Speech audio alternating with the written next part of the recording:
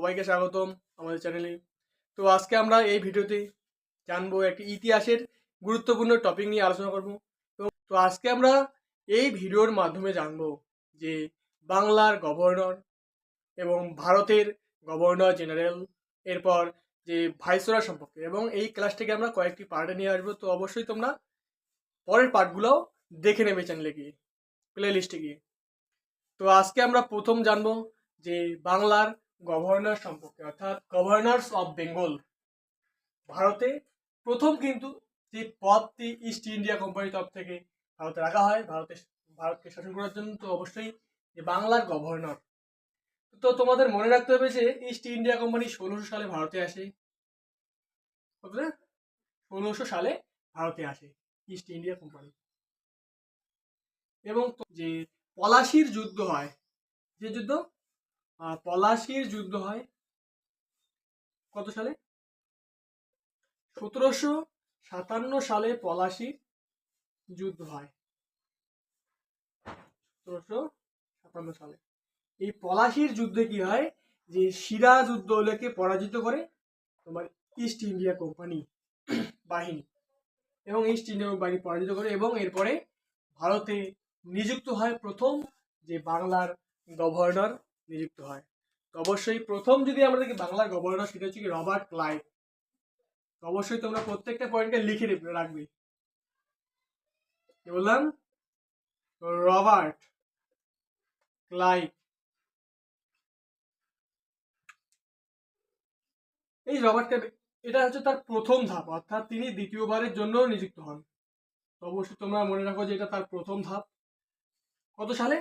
অর্থাৎ 1758 থেকে 1760 পর্যন্ত। 1758 থেকে 1760 ছিলেন এই রবার্ট ক্লাইভ। তো রবার্ট ক্লাইভ হচ্ছে দেখি যে প্রথম বাংলার গভর্নর। কি বললাম? যে প্রথম, যদি এক্সামে আসে অবশ্যই যে বাংলার প্রথম গভর্নরকে, প্রথম বাংলার গভর্নর বা governor of Bengal. Governor general কিন্তু না, ঠিক আছে, গভর্নর। এরপর এই যে তোমার যে রবার্ট ক্লাইভ, এর আমলে কি হয়? এর আমলে যদি আমরা দেখি যে 1759 খ্রিস্টাব্দে কি হয়, 59-এ যে বিদেরার যুদ্ধ হয়। কি যুদ্ধ? বিদেরার। এই বিদেরার যুদ্ধ হয়, এবং বিদেরার যুদ্ধে কি হয়, যে তোমার দাসদের, কাদের দাস? অর্থাৎ ওলন্দাজদের,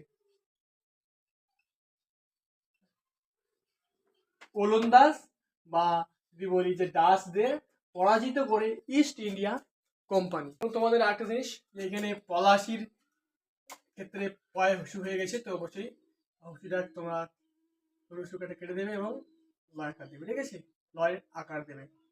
এবং তোমাদের আরেকটা জিনিস মনে রাখতে হবে যে পলাশির যুদ্ধে কত সালে হয়? 1757 সালে হয়। এই যুদ্ধে কি হয়, যে মীর জাফরকে, তাকে মনে রাখতে হবে যে মীর জাফরকে বাংলার কি হয়, বাংলার নবাব হিসেবে তাকে নিযুক্ত করে মীর জাফরকে। এরপর যে রবার্ট ক্লাইভের পরে বাংলার গভর্নর হন কে? হেনরি ভ্যানসিটার্ট। অর্থাৎ 1760 থেকে 1765 যদি দেখি, তো অবশ্যই হেনরি ভ্যানসিটার্ট ছিলেন। এবং এর সময়ে কি হয়, যে মীর জাফরকে সরিয়ে তোমার যে মীর কাসিমকে বাংলার নবাব নিযুক্ত করা হয়। মীর কাসিম,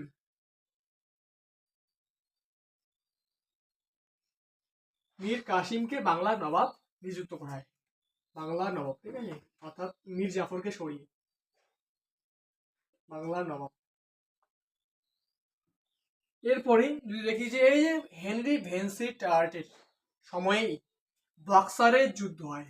এই যুদ্ধ বক্সারের যুদ্ধ হয়। অবশ্যই বক্সারের যুদ্ধ, পলাশি যুদ্ধ, অবশ্যই এগুলো কি এক্সামের ক্ষেত্রে খুবই গুরুত্বপূর্ণ। এবং বিদেরার যুদ্ধ যেটা বললাম, তো বক্সারের যুদ্ধ কত সালে হয়েছিল?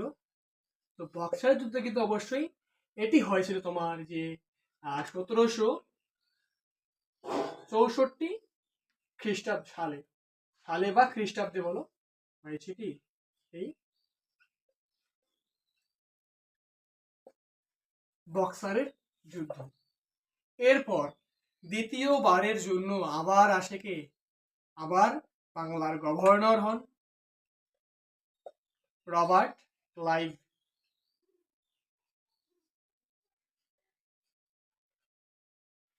রবার্ট ক্লাইভ আবার বাংলার গভর্নর হন এবং দ্বিতীয়বার নিযুক্ত হওয়ার পরে রবার্ট ক্লাইভের সময়ে বাংলায় দ্বৈত শাসন ব্যবস্থা কি হয়, চালু করেন। রবার্ট ক্লাইভ কি বলেন, বাংলায় দ্বৈত শাসন ব্যবস্থা, ঠিক আছে, বাংলায় দ্বৈত শাসন ব্যবস্থা চালু করেন, ঠিক আছে। কত সাল থেকে, অর্থাৎ 1765 থেকে 1772 পর্যন্ত এই দ্বৈত শাসন ব্যবস্থা ছিল বাংলাতে।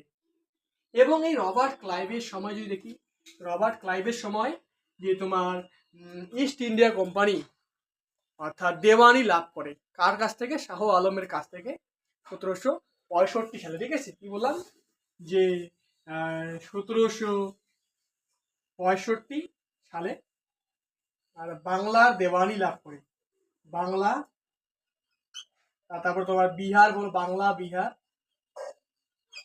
এবং উড়িষ্যার তোমার দেওয়ানি লাভ করে 1765 সালে। কার কাছ থেকে লাভ করে কোম্পানি, যে শাহ আলম টু আছে, অর্থাৎ দ্বিতীয় শাহ আলমের কাছ থেকে। এইখানে লিখি, হ্যাঁ, তো কি বললাম যে দ্বিতীয় শাহ আলমের কাছ থেকে কোম্পানি দেওয়ানি লাভ করে, শাহ আলম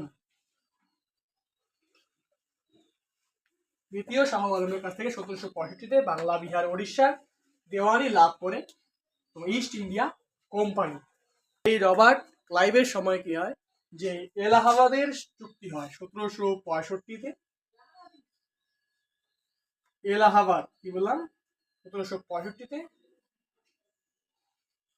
এলাহাবাদ যে আছে, এলাহাবাদের চুক্তি হয়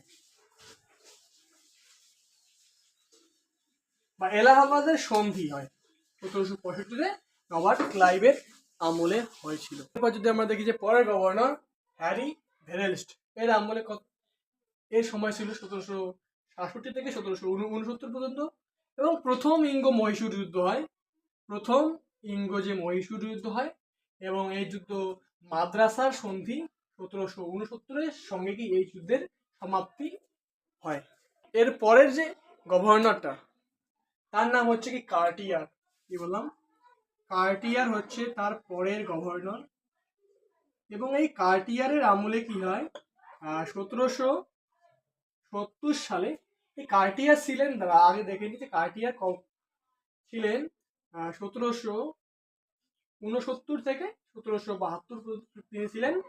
এবং এই কার্টিয়ারের আমলে কি হয়, তোমার যে বাংলায় ভয়াবহ দুর্ভিক্ষ হয়, কি হয়, বাংলায় ভয়াবহ দুর্ভিক্ষ হয়। কত সালে হয়, এটি 1770 সালে বাংলায় ভয়াবহ দুর্ভিক্ষ হয় এই কার্টিয়ারের আমলে। দেখলাম যে প্রথমে আসে রবার্ট ক্লাইভ, তারপরে হেনরি ভেন্সিটার্ট, এরপরে আসে আবার রবার্ট ক্লাইভ, এরপরে আসে ভেরেলস্ট, তারপর আসে কে, কার্টিয়ার। অবশ্যই এর পরের ভিডিওতে আমরা দেখব কি, যে বাংলার গভর্নর জেনারেল